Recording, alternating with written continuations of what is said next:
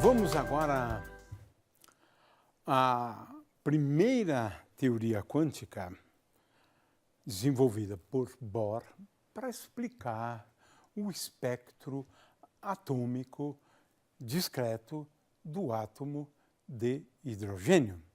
É uma teoria voltada para explicar isto.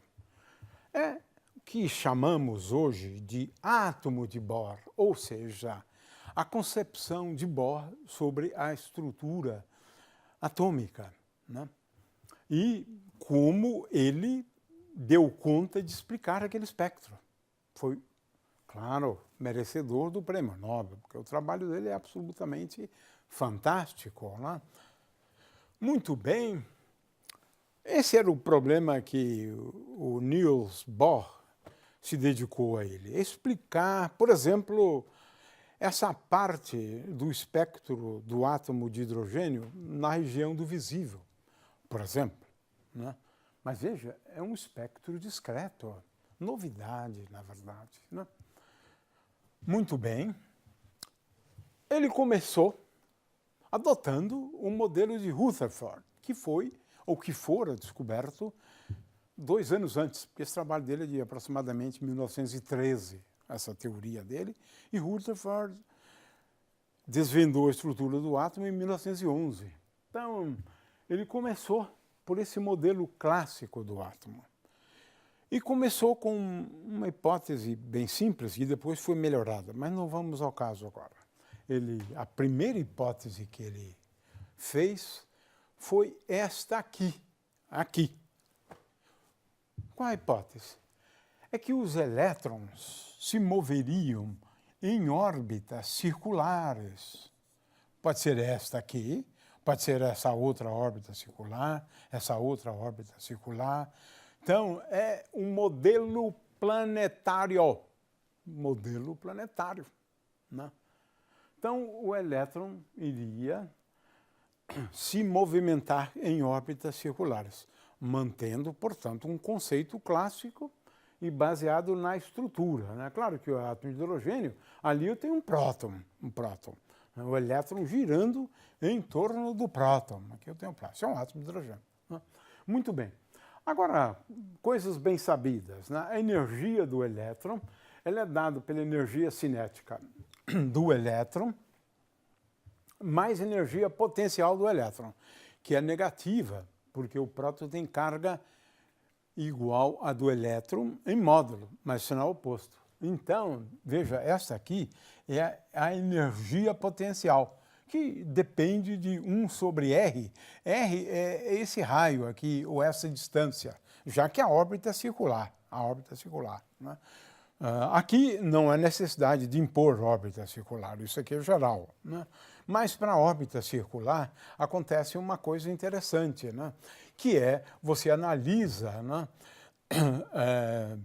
a equação de movimento e eu tenho que massa vezes a aceleração centrípeta é igual à força, né? A força eletromagnética, ou a força elétrica entre o elétron e o próton.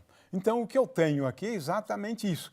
Pode ser analisado também em termos da igualdade entre a força centrífuga e a força elétrica. Também pode ser visto assim, mas agora você se coloca em outro referencial. Não importa, qualquer um dos dois casos a descrição é a mesma.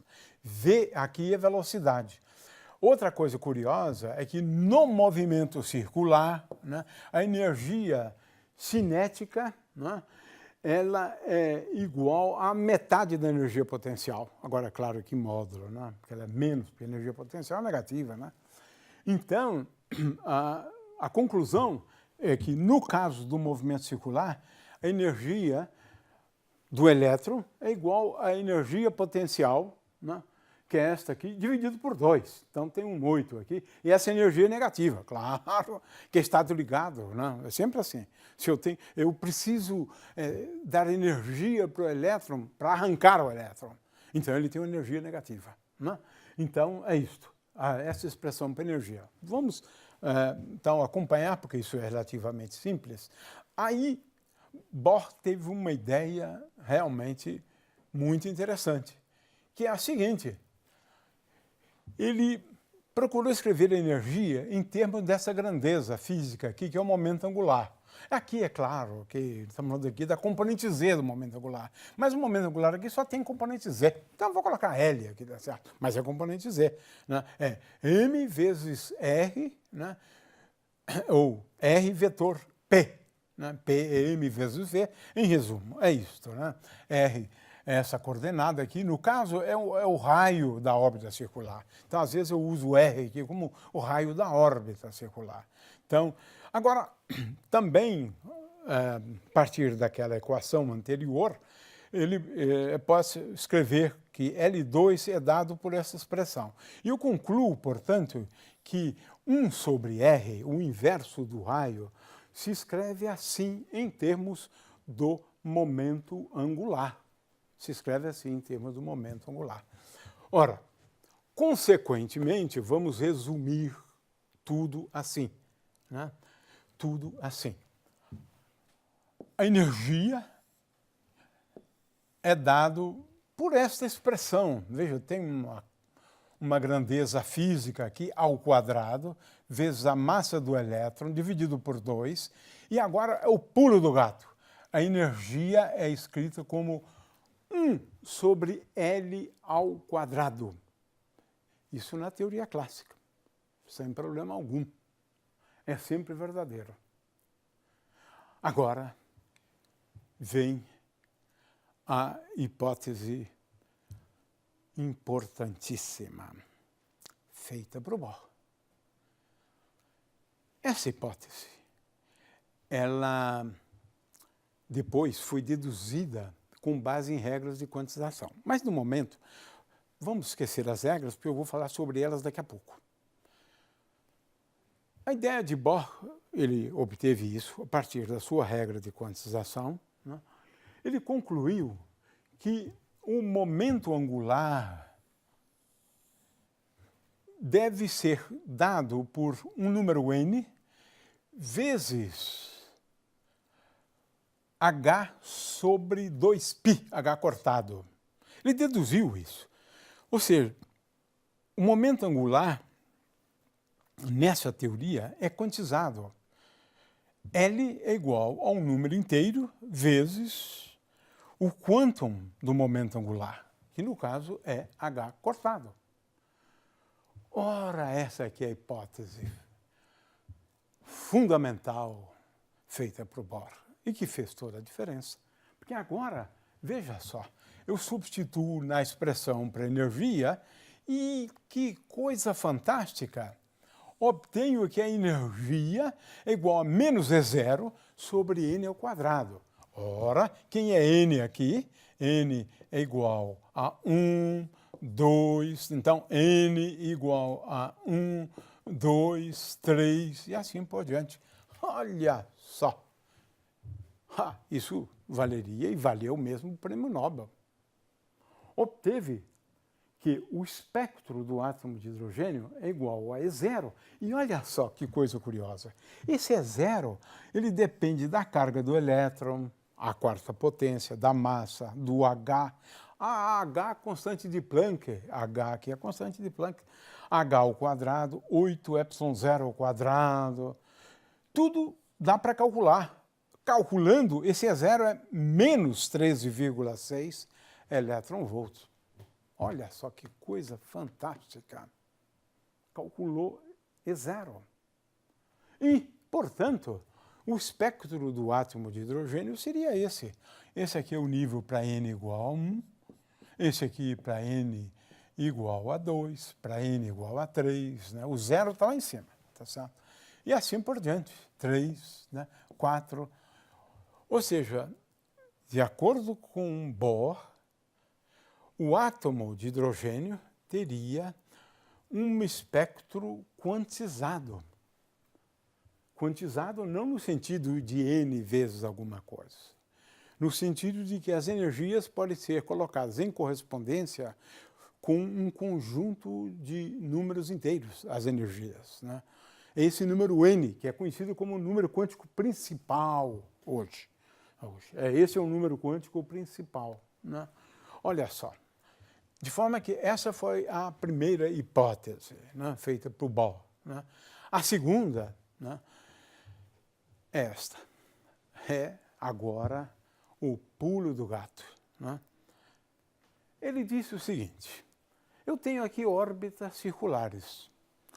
O elétron pode passar de uma órbita, digamos, n associada a n igual a 2 para n igual a 3, ou ainda de n igual a 3 para n igual a 2, né? Como a energia aqui é maior, o elétron, ao fazer a transição dessa órbita para essa órbita aqui, ele emite um fóton. O fóton carrega essa energia, carrega a diferença de energias. Consequentemente, a frequência da radiação emitida pelo átomo, ela é dada por essa fórmula, né? Veja só, aqui lembra Einstein, na verdade, né? Porque a energia do fóton é igual a hν. Então, hν é a energia do fóton, né? O fóton leva a diferença de energia, porque a energia se conserva. Logo, a energia do fóton é igual à diferença de energias. Consequentemente, ele relaciona as frequências, né, veja só, do espectro da radiação, às diferenças de energias dos diversos níveis de energia do átomo de hidrogênio. Essa é a grande realização de Bohr. Mas vamos a outro aspecto que Bohr acabou resolvendo. Muito bem. Que aspecto seria esse? Bohr descobriu por que o átomo é estável. Descobriu por que o átomo é estável, né? Por quê? Porque em todos os sistemas quânticos, todos, eles exibem um estado conhecido como estado fundamental. Ele tem uma energia mínima. O estado fundamental é caracterizado pelo fato de ter uma energia mínima. O sistema pode ser tão complexo quanto esse aqui. Por exemplo, 1000 moléculas, não importa. Esse sistema sempre tem um estado de mínima energia. Mas isso é fantástico. Por quê? Por quê? Ora, aqui temos o modelo, né, proposto por Bohr, né? Esse aqui é o estado fundamental, é o que tem menor energia. Não há o menor risco dele cair sobre o próton, do elétron cair sobre o próton. Por quê? Porque não tem uma energia mais baixa do que essa. Não tem como ele fazer transição para um nível de energia mais baixo do que essa. Isso, na verdade, assegura as nossas vidas, claro. Vivemos anos e anos, né? Os átomos existem há 13 bilhões de anos aproximadamente, né? Por quê? Eles são estáveis. Estáveis. Bohr descobriu isso, são estáveis. O que significa estável? Tem uma energia mínima. E, tendo essa energia mínima, não há como ele se livrar da energia emitindo um fóton, porque não tem um nível abaixo dele. Não tem. Se tivesse um abaixo dele, ele faria transição para aquele nível, né? É claro que esses níveis de cima, né, eles podem fazer transições para os níveis de baixo. Agora, esse aqui não tem para quem ou como fazer a transição. Né? Para que nível fazer a transição? Porque não existe um abaixo dele. Não existe um com energia abaixo dele. Nossa, isso é fantástico. Explica a estabilidade do átomo, a estabilidade da matéria. É claro que eu posso excitá-lo, isso eu posso, né? Por exemplo, esse aqui eu posso excitar, esse também eu posso excitar, né? Eu posso colocar esse elétron num nível de energia mais alto, agora jogando energia, claro, precisa de energia, né? Agora, ele, por conta dele, jamais vai deixar o estado fundamental. Chegou ali, acabou, fica ali, o resto da vida, pronto, né? É o estado fundamental. Então, isto aqui é simplesmente fantástico, como eu disse antes, né? Porque sistemas todos, né, têm um nível de energia mais baixo, né? O estado fundamental do sistema é isto, né? E esse estado fundamental, ele é tal que nenhum outro tem tem uma energia menor do que ele. Isso garante. Se todos os átomos, né, ocuparem, olha, todos os elétrons ocuparem o estado fundamental, por exemplo, né, então não existe risco, né, de aquele sistema ali eventualmente se desmantelar. É claro que átomos são instáveis, mas por outras razões, como a gente vai ver depois, né? Mas isso é um outro problema que envolve a instabilidade do núcleo, por exemplo, né? Mas como o átomo, não, né? Muito bem, então, Bohr explicou a estabilidade da matéria desse jeito, né? Propondo um nível de energia, e que ele acabou obtendo. E agora, vamos, né, às previsões, né, de Bohr em relação às séries radioativas, né? Qual era a ideia de Bohr, então? É que quando eu faço a transição, né, de um nível de energia para um outro nível de energia, né, quando o elétron faz a transição do nível de energia M para o nível de energia N, né? N aqui, na verdade, é maior do que M, né? Aliás, N aqui é menor do que M, eu estou invertendo. N aqui é menor do que M, né? Então, o comprimento de onda, usando agora esta expressão, né? Veja que nós temos Ni vezes lambda igual a C, né? Isso aqui é válido sempre para ondas eletromagnéticas de uma maneira geral, né?